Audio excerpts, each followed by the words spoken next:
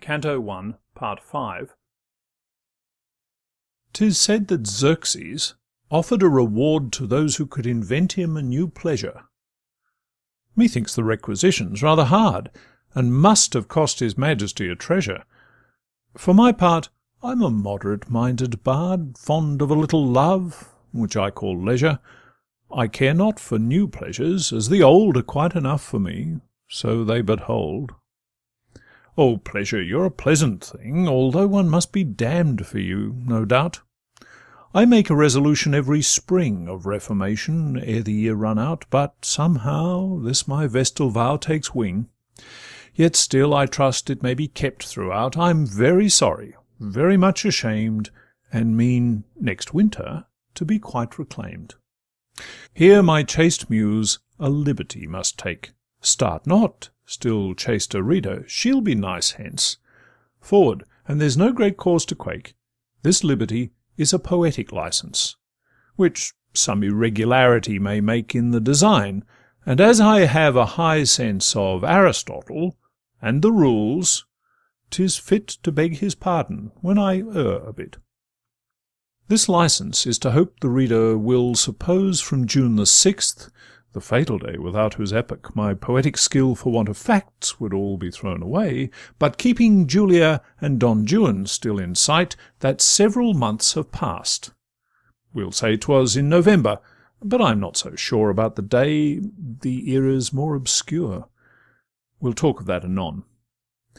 'Tis sweet to hear at midnight on the blue and moonlit deep the song and oar of Adria's gondolier by distance mellow'd o'er the water's sweep. 'Tis sweet to see the evening star appear, 'tis sweet to listen as the night winds creep from leaf to leaf, 'tis sweet to view on high the rainbow based on ocean span the sky. 'Tis sweet to hear the watchdog's honest bark bay deep-mouth'd welcome as we draw near home, 'tis sweet to know there is an eye will mark our coming, and look brighter when we come. 'Tis sweet to be awakened by the lark, or lull'd by falling waters, sweet the hum of bees, the voice of girls, the song of birds, the lisp of children, and their earliest words. Sweet is the vintage when the showering grapes in bacchanal profusion reel to earth, purple and gushing. Sweet are our escapes from civic revelry to rural mirth. Sweet to the miser are his glittering heaps, sweet to the father is his firstborn's birth. Sweet is revenge, especially to women, pillage to soldiers, prize money to seamen. Sweet is a legacy, and passing sweet, the unexpected death of some old lady or gentleman of 70 years complete, who've made us youth wait too long already for an estate, or cash, or country seat, still breaking, but with stamina so steady that all the Israelites are fit to mob its next owner for their double-damned post-obits. 'Tis sweet to win, no matter how, one's laurels by blood or ink. 'Tis sweet to put an end to strife. 'Tis sometimes sweet to have our quarrels, particularly with a tiresome friend. Sweet is old wine in bottles, ale in barrels.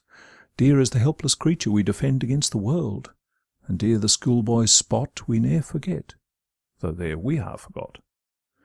But sweeter still than this, than these, than all is first and passionate love. It stands alone like Adam's recollection of his fall. The tree of knowledge has been plucked, all's known, and life yields nothing further to recall worthy of this ambrosial sin, so shown no doubt in fable as the unforgiven fire which Prometheus filched for us from heaven. Man's a strange animal, and makes strange use of his own nature and the various arts, and likes particularly to produce some new experiment to show his parts. This is the age of oddities let loose, where different talents find their different marts. You'd best begin with truth, and when you've lost your labour, there's a sure market for imposture. What opposite discoveries we have seen, signs of true genius and of empty pockets! One makes new noses, one a guillotine, one breaks your bones, one sets them in their sockets. But vaccination certainly has been a kind antithesis to Congreve's rockets, with which the doctor paid off an old pox by borrowing a new one from an ox. Bread has been made, indifferent, from potatoes, and galvanism has set some corpses grinning, but has not answer'd like the apparatus of the Humane Societies, beginning, by which men are unsuffocated gratis. What wondrous new machines have late been spinning! I said the small-pox has gone out of late, perhaps it may be followed by the great. 'Tis said the great came from America, perhaps it may set out on its return. The population there so spreads, they say, 'tis grown high time to thin it in its turn with war, or plague, or famine anyway, so that civilization they may learn. And which in ravage the more loathsome evil is, their real lues, or our pseudo-syphilis? This is the patent age of new inventions for killing bodies and for saving souls, all propagated with the best intentions. Sir Humphrey Davy's lantern, by which coals are safely mined for in the mode he mentions. Tombuctoo travels, voyages to the poles, are ways to benefit mankind, as true, perhaps, as shooting them at Waterloo. Man's a phenomenon, one knows not what, and wonderful beyond all wondrous measure. 'Tis pity, though, in this sublime world, that pleasure's a sin, and sometimes sin's a pleasure. Few mortals know what end they would be at, but whether glory, power, or love, or treasure, the path is through perplexing ways, and when the goal is gained, we die, you know, and then—what then? I do not know, no more do you, and so good night. Return we to our story. 'Twas in November, when fine days are few, and the far mountains wax a little hoary, and clap a white cape on their mantles blue, and the sea dashes round the promontory, and the loud breaker boils against the rock, and sober suns must set at 5 o'clock. 'Twas, as the watchmen say, a cloudy night, no moon, no stars, the wind was low, or loud by gusts, and many a sparkling hearth was bright with piled wood, round which the family crowd. There's something cheerful in that sort of light, even as a summer sky without a cloud. I'm fond of fire and crickets and all that, a lobster salad and champagne and chat. 'Twas midnight. Donna Julia was in bed, sleeping, most probably, when at her door arose a clatter might awake the dead, if they had never been awoke before, and that they have been so we all have read, and are to be so, at the least, once more. The door was fastened, but with voice and fist first knocks were heard, then "Madam, madam, hist! For God's sake, madam, madam, here's my master, with more than half the city at his back. Was ever heard of such a cursed disaster? 'Tis not my fault, I kept a good watch. Alack, do pray undo the bolt a little faster. They're on the stair just now, and in a crack will all be here. Perhaps he yet may fly. Surely the window's not so very high." By this time Don Alfonso was arrived, with torches, friends, and servants in great number. The major part of them had long been wived, and therefore paused not to disturb the slumber of any wicked woman who contrived by stealth her husband's temples to encumber. Examples of this kind are so contagious, were one not punished, all would be outrageous. I can't tell how, or why, or what suspicion could enter into Don Alfonso's head, but for a cavalier of his condition it surely was exceedingly ill-bred, without a word of previous admonition, to hold a levee round his lady's bed, and summon lackeys, armed with fire and sword, to prove himself the thing he most abhorred. Poor Donna Julia, starting as from sleep, mind that I do not say she had not slept, began at once to scream and yawn and weep. Her maid Antonia, who was an adept, contrived to fling the bedclothes in a heap, as if she had just now from out them crept. I can't tell why she should take all this trouble to prove her mistress had been sleeping double. But Julia mistress and Antonia maid appeared like two poor harmless women, who, of goblins but still more of men afraid, had thought one man might be deterred by two, and therefore side by side were gently laid, until the hours of absence should run through, and truant husband should return and say, "My dear, I was the first who came away." Now Julia found at length a voice, and cried, "In heaven's name, Don Alfonso, what do you mean? Has madness seized you? Would that I had died ere such a monster's victim I have been! What may this midnight violence betide? A sudden fit of drunkenness or spleen? Dare you suspect me, whom the thought would kill? Search then the room." Alfonso said, "I will." He search'd, they search'd, and rummaged everywhere, Clothes and closet press, chest and window seat, And found much linen, lace, and several pair Of stockings, slippers, brushes, combs, complete, With other articles of ladies' fare, To keep them beautiful, or leave them neat. Arras they prick'd, and curtains with their swords, And wounded several shutters, and some boards. Under the bed they search'd, and there they found no matter what, it was not that they sought. They opened windows, gazing if the ground had signs or footmarks, but the earth said naught, and then they stared each other's faces round. 'Tis odd, not one of all those seekers thought, and seems to me almost a sort of blunder, of looking in the bed as well as under. During this inquisition Julia's tongue was not asleep. "Yes, search and search," she cried, "insult on insult heap, and wrong on wrong. It was for this that I became a bride? For this in silence I have suffered long A husband like Alfonso at my side? But now I'll bear no more, nor here remain, If there be law or lawyers in all Spain. Yes, Don Alfonso, husband now no more, If ever you indeed deserve the name. Is't worthy of your years? You have 60, 50, or 60, it is all the same. Is't wise or fitting, causeless to explore For facts against a virtuous woman's fame? Ungrateful, perjured, barbarous Don Alfonso, how dare you think your lady would go on so? Is't for this I have disdained to hold the common privileges of my sex? That I have chosen a confessor so old and deaf That any other it would vex? And never once has he had cause to scold, But found my very innocence perplex so much, He always doubted I was married. How sorry you will be when I've miscarried! Was't for this that no cortejo e'er I yet have chosen from out the youth of all Seville? Is't for this I scarce went anywhere, Except to bullfights, mass, play, rout, and revel? Is't for this, where'er my suitors were, I favour'd none, nay, was most uncivil? Is't for this that General Count O'Reilly, Who took Algiers, declares I used him vilely? Did not the Italian Musico Casani sing at my heart 6 months at least in vain? Did not his countryman Count Corniani call me the only virtuous wife in Spain? Were there not also Russians, English many? The Count Stroganoff I put in pain, And Lord Mount Coffeehouse, the Irish peer, Who killed himself for love with wine last year. Have I not had 2 bishops at my feet, The Duke of Icar and Don Fernand Nunez? And is it thus a faithful wife you treat? I wonder in what quarter now the moon is. I praise your vast forbearance not to beat me also, Since the time so opportune is. O valiant man, with sword drawn and cock'd trigger, Now tell me, don't you cut a pretty figure? Was it for this you took your sudden journey Under pretence of business indispensable With that sublime of rascals, your attorney, Whom I see standing there, and looking sensible Of having played the fool?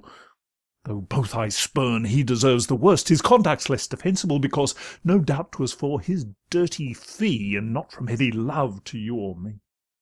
If he comes here to take a deposition, By all means let the gentleman proceed. You've made the apartment in a fit condition. There's pen and ink for you, sir, when you need. Let everything be noted with precision. I would not you for nothing should be feed. But as my maid's undress'd, pray turn your spies out. Oh, sobbed Antonia, I could tear their eyes out. There is the closet, there the toilet, there the antechamber, search them under, over. There's the sofa, there's the great arm-chair, the chimney, which would really hold a lover. I wish to sleep, and beg you will take care and make no further noise, Till you discover the secret cavern of this lurking treasure, And when 'tis found, let me too have that pleasure. And now, Hidalgo, now that you have thrown doubt upon me, confusion over all, pray have the courtesy to make it known Who is the man you search for? How do you call him? What's his lineage? Let him be but shown, I hope he's young and handsome. Is he tall? Tell me, and be assured that since you stain my honour thus, It shall not be in vain. At least, perhaps, he has not 60 years, At that age he would be too old for slaughter, or for so young a husband's jealous fears.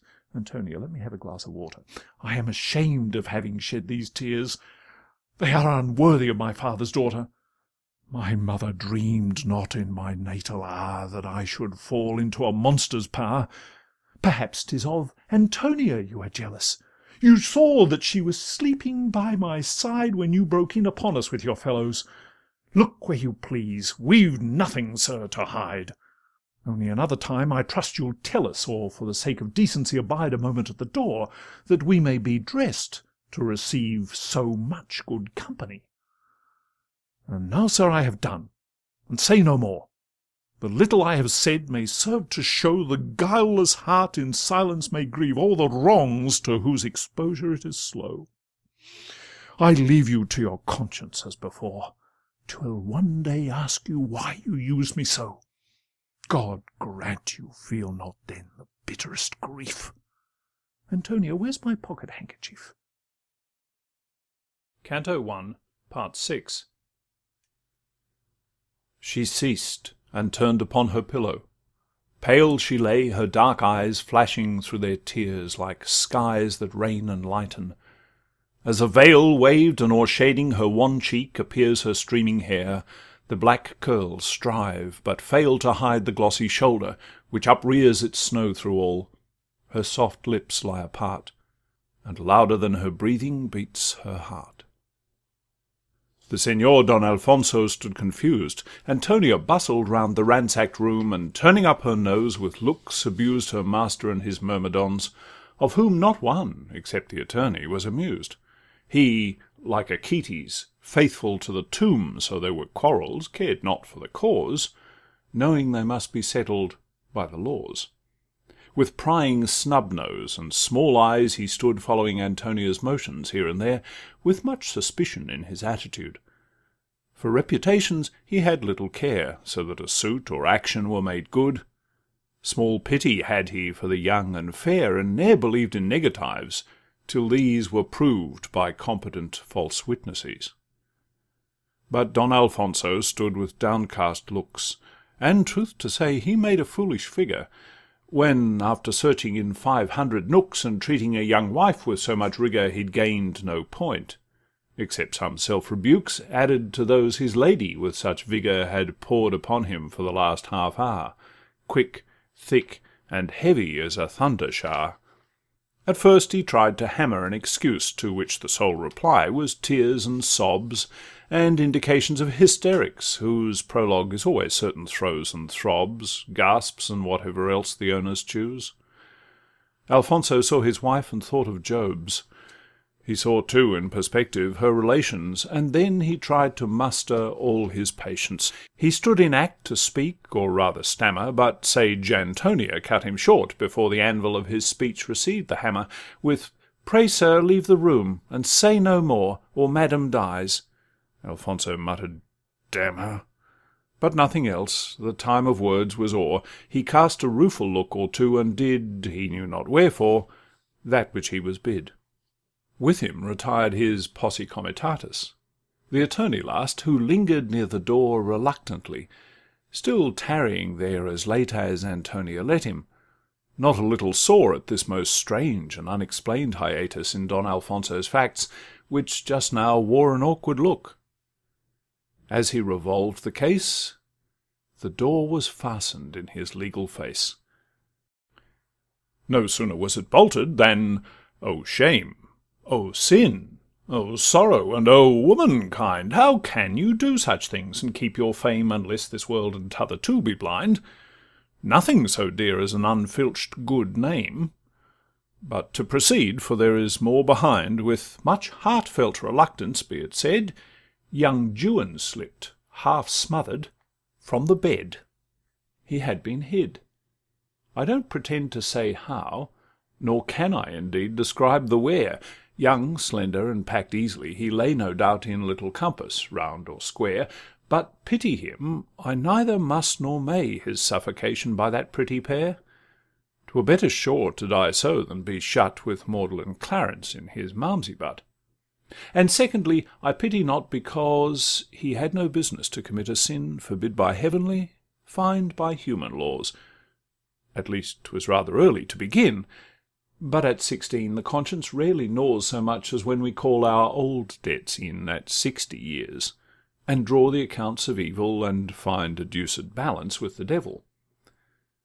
Of his position I can give no notion. 'Tis written in the Hebrew Chronicle how the physicians, leaving pill and potion, prescribed by way of blister a young bell when old King David's blood grew dull in motion, and that the medicine answered very well.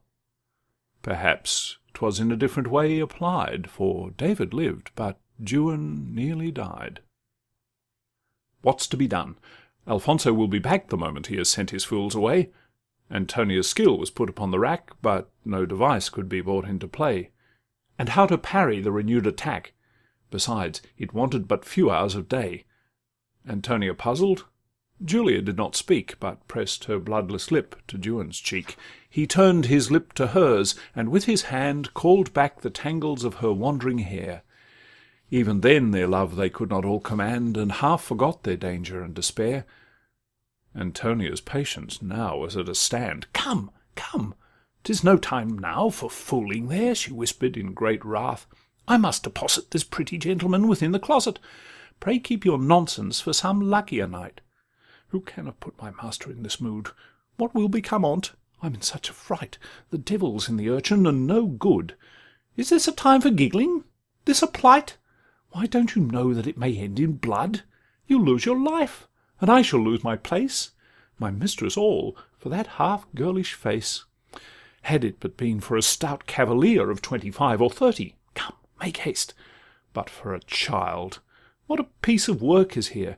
I really, madam, wonder at your taste. Come, sir, get in. My master must be near. There for the present, at the least, he's fast, and if we can but till the morning keep our counsel, Juan, mind you must not sleep." Now Don Alfonso entering, but alone, closed the oration of the trusty maid. She loitered, and he told her to be gone. An order somewhat sullenly obeyed, however present remedy was none, and no great good seemed answered if she stayed. Regarding both with slow and sidelong view, she snuffed the candle, curtsied, and withdrew. Alfonso paused a minute, then begun some strange excuses for his late proceeding. He would not justify what he had done, to say the best, it was extreme ill-breeding, but there were ample reasons for it, none of which he specified in this his pleading. His speech was a fine sample, on the whole, of rhetoric, which the learned call rigmarole. Julia said naught, though all the while there rose a ready answer, which at once enables a matron who her husband's foible knows by a few timely words to turn the tables, which if it does not silence, still must pose, even if it should comprise a pack of fables. 'Tis to retort with firmness, and when he suspects with one, do you reproach with three. Julia, in fact, had tolerable grounds. Alfonso's loves with Inez were well known, but whether 'twas that one's own guilt confounds, but that can't be, as has been often shown, a lady with apologies abounds. It might be that her silence sprang alone from delicacy to Don Juan's ear, to whom she knew his mother's fame was dear. There might be one more motive, which makes two. Alfonso ne'er to Juan had alluded, mentioned his jealousy, but never who had been the happy lover he concluded concealed among his premises. 'Tis true, his mind the more o'er this its mystery brooded. To speak of Inez now were, one may say, like throwing Juan in Alfonso's way. A hint in tender cases is enough. Silence is best. Besides, there is a tact. That modern phrase appears to me sad stuff, but it will serve to keep my verse compact, which keeps, when pushed by questions rather rough, a lady always distant from the fact. The charming creatures lie with such a grace, there's nothing so becoming to the face. They blush, and we believe them. At least I have always done so. 'Tis of no great use in any case attempting a reply, for then their eloquence grows quite profuse, and when at length they're out of breath, they sigh, and cast their languid eyes down, and let loose a tear or two, and then we make it up, and then and then sit down and sup. Alfonso closed his speech, and begged her pardon, which Julia half withheld, and then half granted, and laid conditions he thought very hard on, denying several little things he wanted. He stood like Adam, lingering near his garden, with useless penitence perplexed and haunted, beseeching she no further would refuse, when lo! he stumbled o'er a pair of shoes. A pair of shoes! What then? Not much, if they are such as fit with ladies' feet, but these, no one can tell how much I grieve to say, were masculine. To see them and to seize was but a moment's act. Ah, well a day, my teeth begin to chatter, my veins freeze. Alfonso first examined well their fashion, then flew out into another passion. He left the room for his relinquish'd sword, and Julia instant to the closet flew. "Fly, Juan, fly, for heaven's sake! Not a word, the door is open, you may yet slip through the passage you so often have explored. Here is the garden key, fly, fly, adieu, haste, haste, I hear Alfonso's hurrying feet. Day has not broke, there's no one in the street." None can say this was not good advice. The only mischief was, it came too late.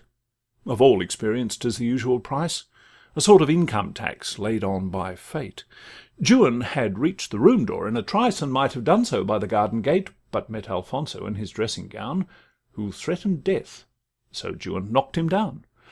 Dire was the scuffle, and out went the light. Antonia cried out, "Rape!" and Julia, "Fire!" but not a servant stirred to aid the fight. Alfonso, pommelled to his heart's desire, swore lustily he'd be revenged this night, and Juan, too, blasphemed an octave higher. His blood was up. Though young, he was a Tartar, and not at all disposed to prove a martyr. Alfonso's sword had dropped ere he could draw it, and they continued battling hand to hand, for Juan very luckily ne'er saw it, his temper not being under great command. If at that moment he had chanced to claw it, Alfonso's days had not been in the land much longer. Think of husbands, lovers' lives, and how you may be doubly widows' wives. Alfonso grappled to detain the foe, and Juan throttled him to get away. The blood, 'twas from the nose, began to flow. At last, as they more faintly wrestling lay, Juan contrived to give an awkward blow, and then his only garment quite gave way. He fled like Joseph, leaving it, but there, I doubt, all likeness ends between the pair. Lights came at length, and men and maids, who found an awkward spectacle their eyes before. Antonia in hysterics, Julia swooned, Alfonso leaning breathless by the door, some half-torn drapery scattered on the ground, some blood, and several footsteps, but no more. Juan, the gate gained, turned the key about, and liking not the inside, locked the out. Canto I, Part 7. Here ends this canto. Need I sing or say how Juan, favoured by the night who favours what she should not, found his way and reached his home in an unseemly plight? The pleasant scandal which arose next day, the 9 days' wonder which was brought to light, and how Alfonso sued for a divorce, were in the English newspapers, of course. If you would like to see the whole proceedings, the depositions, and the cause at full, the names of all the witnesses, the pleadings of counsel to non-suit or to annul, there's more than one edition, and the readings are various, but they none of them are dull. The best is that in shorthand ta'en by Gurney, who to Madrid on purpose made a journey. But Donna Inez, to divert the train of one of the most circulating scandals that had for centuries been known in Spain, at least since the retirement of the Vandals, first vowed, and never had she vowed in vain, to Virgin Mary several pounds of candles, and then, by the advice of some old ladies, she sent her son to be shipped off from Cadiz. She had resolved that he should travel through all European climes, by land or sea, to mend his former morals, and get new, especially in France and Italy. At least, this is the thing most people do. Julia was sent into a convent. She grieved, but perhaps her feelings may be better shown in the following copy of her letter. They tell me 'tis decided, you depart. 'Tis wise, 'tis well, but not the less a pain. I have no further claim on your young heart. Mine is the victim, and would be again. To love too much has been the only art I used. I write in haste, and if a stain be on this sheet, 'tis not what it appears. My eyeballs burn and throb, but have no tears. I loved, I love you. For this love have lost state, station, heaven, mankind's, my own esteem, and yet cannot regret what it hath cost, so dear is still the memory of that dream. Yet if I name my guilt, 'tis not to boast. None can deem harshlier of me than I deem. I trace this scrawl because I cannot rest. I've nothing to reproach, or to request. Man's love is of man's life a thing apart. 'Tis woman's whole existence. Man may range the court, camp, church, the vessel, and the mart, sword, gown, gain, glory offer in exchange, pride, fame, ambition to fill up his heart, and few there are whom these cannot estrange. Men have all these resources, we but one, to love again, and be again undone.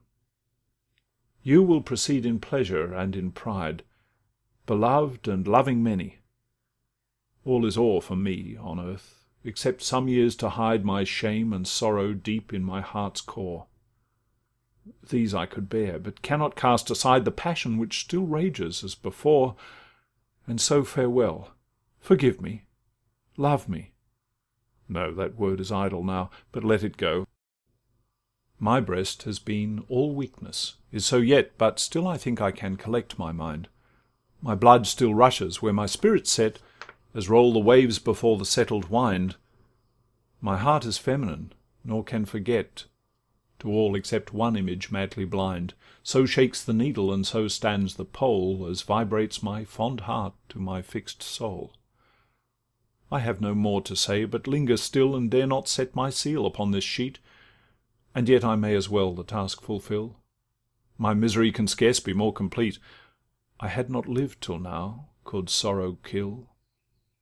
Death shuns the wretch who fain the blow would meet, and I must even survive this last adieu, and bear with life to love and pray for you. This note was written upon gilt-edge paper with a neat little crow-quill, slight and new. Her small white hand could hardly reach the taper, it trembled as magnetic needles do, and yet she did not let one tear escape her. The seal a sunflower, Elle vous suit partout. The motto cut upon a white cornelian. The wax was superfine, its hue vermilion. This was Don Juan's earliest scrape, but whether I shall proceed with his adventures is dependent on the public altogether. We'll see, however, what they say to this. Their favour in an author's cap's a feather, and no great mischief's done by their caprice, and if their approbation we experience, perhaps they'll have some more about a year hence.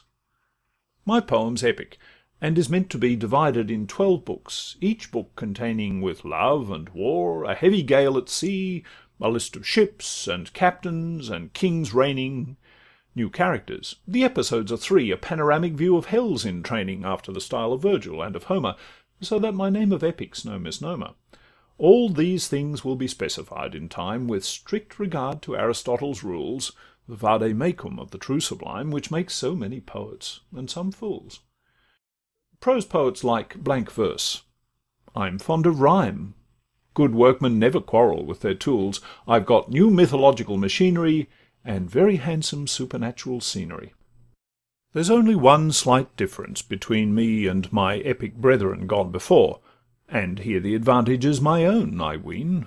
Not that I have not several merits more, but this will more peculiarly be seen. They so embellish that 'tis quite a bore their labyrinth of fables to thread through, whereas this story's actually true. If any person doubt it, I appeal to history, tradition, and to facts, to newspapers whose truth all know and feel, to plays in 5 and operas in 3 acts. All these confirm my statement a good deal, but that which more completely faith extracts is that myself, and several now in Seville, saw Juan's last elopement with the devil.